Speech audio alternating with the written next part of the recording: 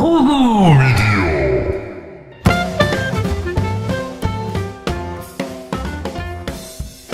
2016년 4월 3일에 인사드리는 편의적 브리핑 책임 프로듀서 김사름입니다. 녹음일 기준으로 현재 비가 오고 있습니다. 봄비인데요.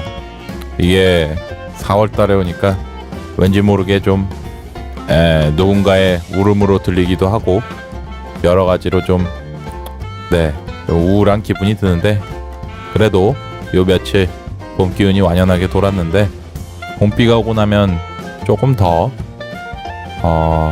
날씨가 쾌청해졌으면 좋겠습니다. 여러분들이 굳이 알 필요는 없는 뉴스로 진행하겠습니다. 네, 첫 소식입니다. 연합뉴스 베이징의 기사를 가지고 와봤습니다. 중국 택배 쓰레기 몸살, 포장상자 99억 개, 접착 테이프 170억 미터라는 제목을 가지고 왔는데요. 일단은 총 요약을 해드리면 이런 겁니다. 이제 택배 쓰레기가 엄청나게 무지막지하다는 건데 30일에, 그러니까 3월 30일이죠. 중국 참고 소식망에 따르면 이제 베이징의 육아용품 판매 업체가 그 과대 포장이죠. 이게 구조가 어떻게 돼 있냐면 일단 외부 포장이 있고 박스죠. 그다음에 내부 포장, 그 안에 또 완충제, 거기다가 내용물로 해가지고 한 달에 테이프 길이만 2만 미터를 사용 중이라고 하시네요.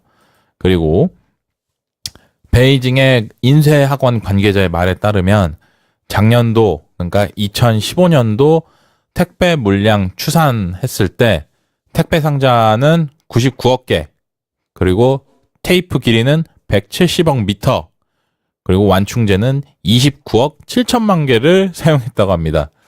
역시 대륙의 스케일은 다릅니다. 네. 그리고 지난해 대륙의 택배 건수는 206억 7천만 건으로 전년 대비 48% 폭증을 했고요. 그리고 이게 택배를 받고 나서 대부분 이 쓰레기가 그대로 그냥 버려지고, 택배업계 같은 경우는 이를 이제 처분을 하기 위한 인력이나 처리 비용이 엄청나다고 하는데요. 개인적인 생각으로는 우리나라가 조그맣게 망정이지, 만약에 중국처럼 저렇게 컸으면 그 택배, 지금 중국에서 문제가 발생하고 있는데 그건 또 어땠을까?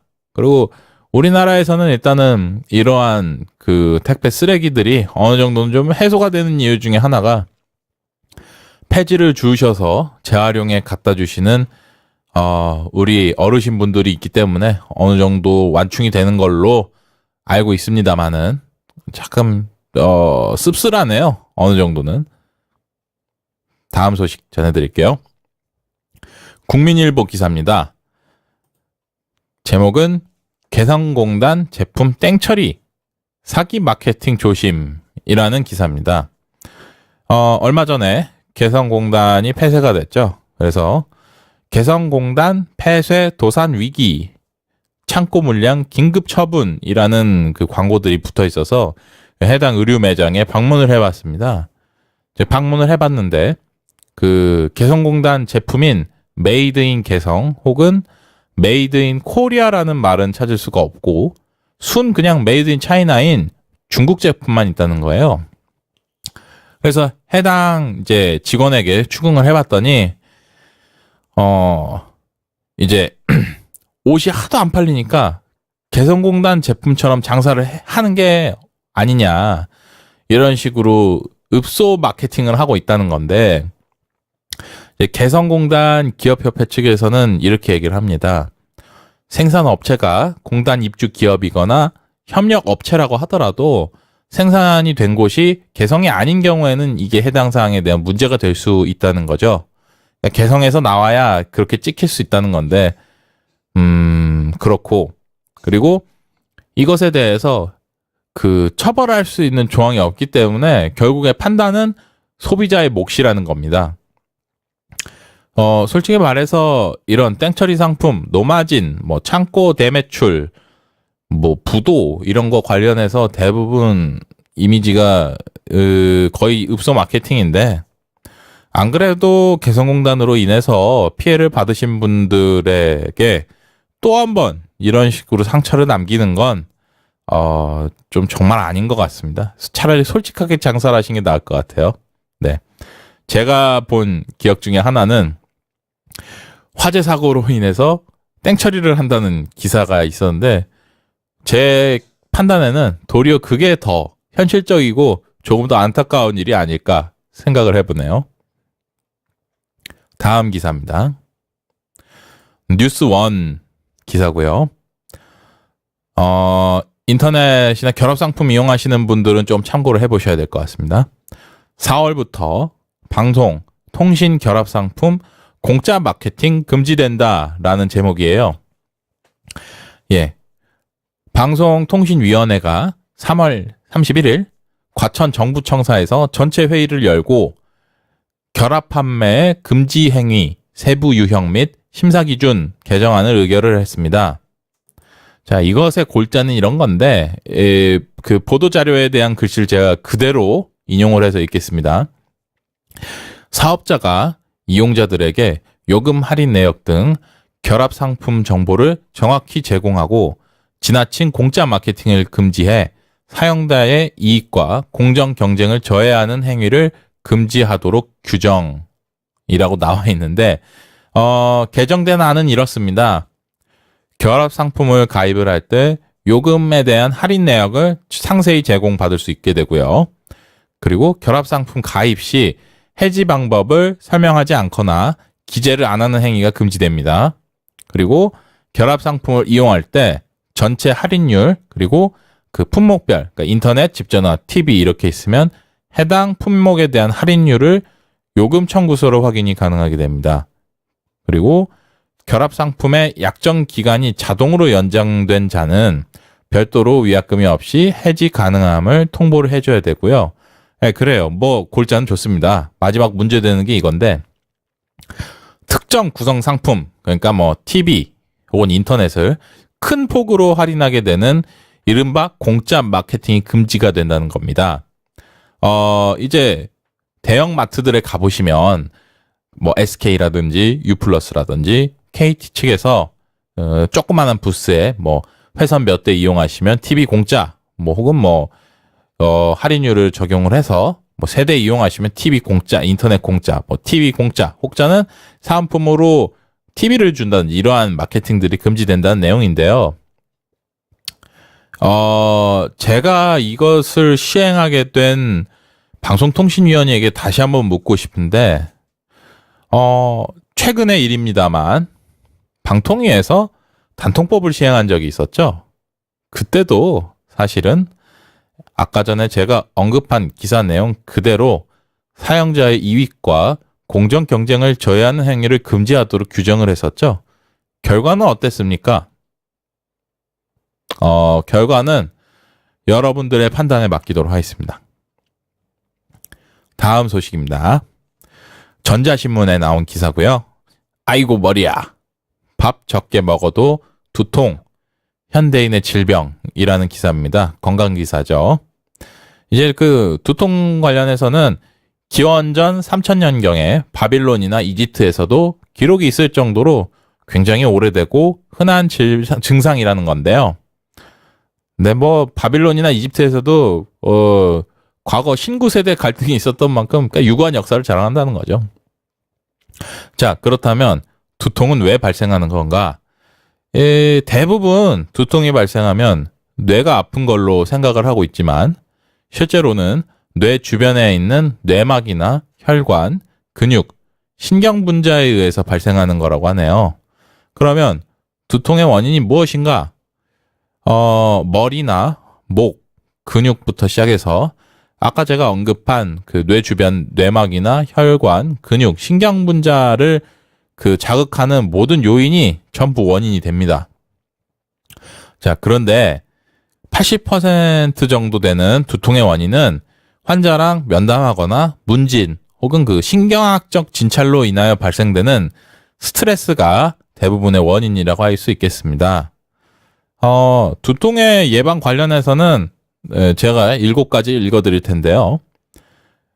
첫 번째, 맑은 공기를 마신다. 두 번째, 적당한 운동을 한다. 세 번째, 과로하거나 너무 심한 운동은 두통을 유발하거나 악화시킬 수 있다. 네 번째, 마음의 평정을 유지한다.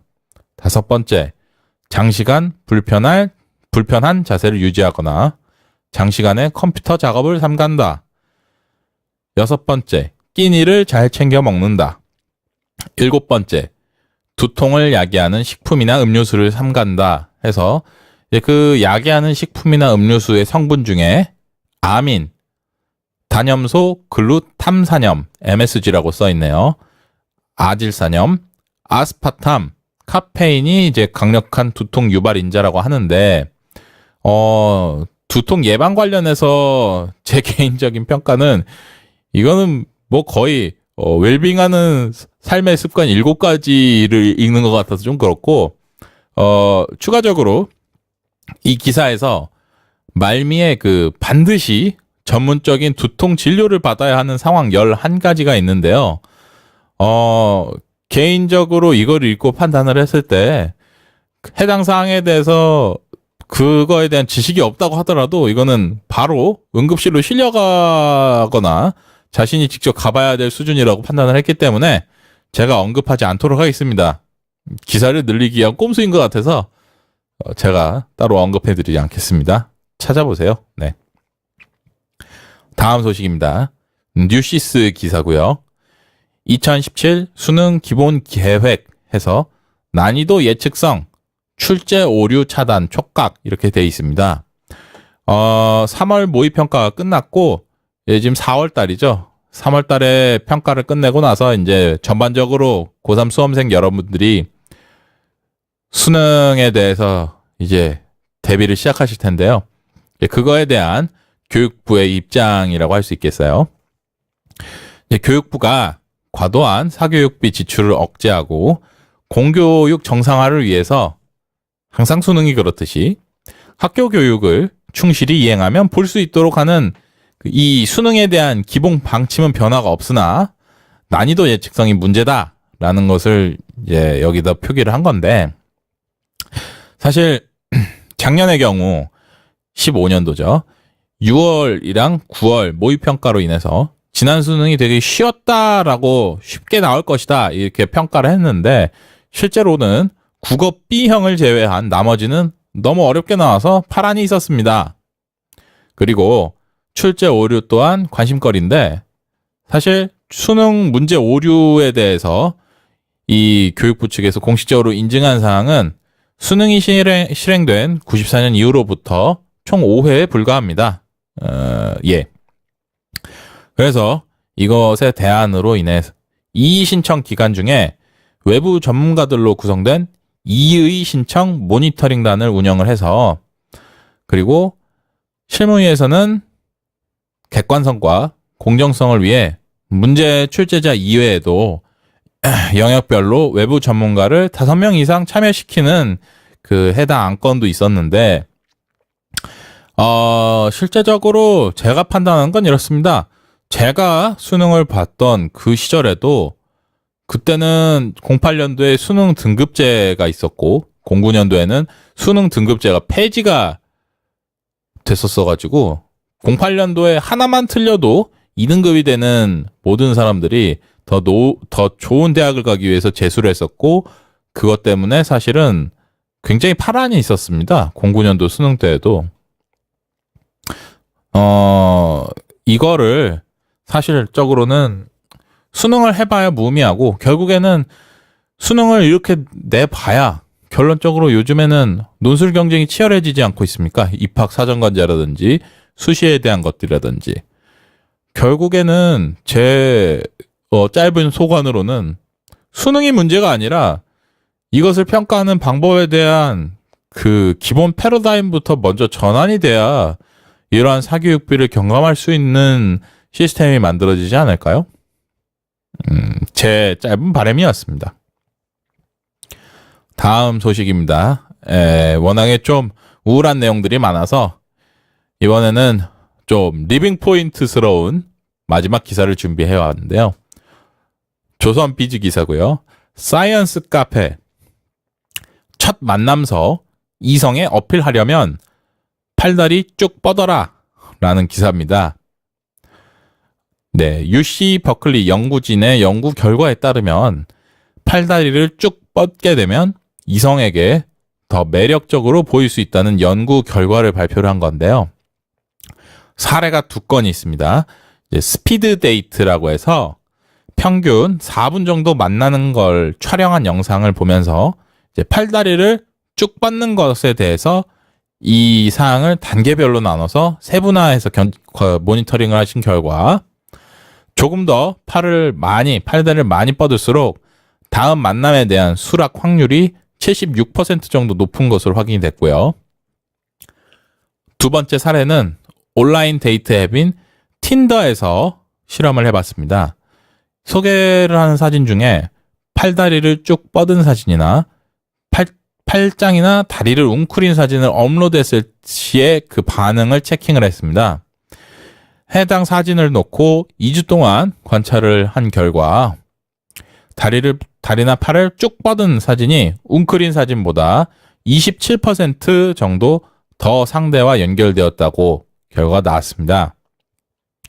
연구진은 미 국립과학원 회보에 발표한 논문의 팔다리를 뻗으면 더 개방적이고 우월한 느낌이 들고 직장에서 일을 더 잘하고 가진 것을 잘 나눌 듯한 느낌이 든다라고 얘기를 했고 실제로 동물 세계에서도 교미 시에 깃털이나 팔다리를 뻗는 등 자신을 과시하는 행위가 많다고 합니다.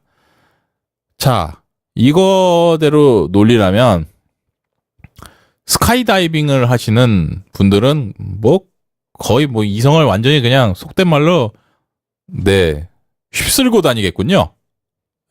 저도 앞으로 부업을 스카이다이빙으로 해야 되지 않을까 이렇게 개인적인 판단을 해보면서 오늘 편의적 브리핑 마치도록 하겠습니다. 애청해주신 여러분 감사합니다.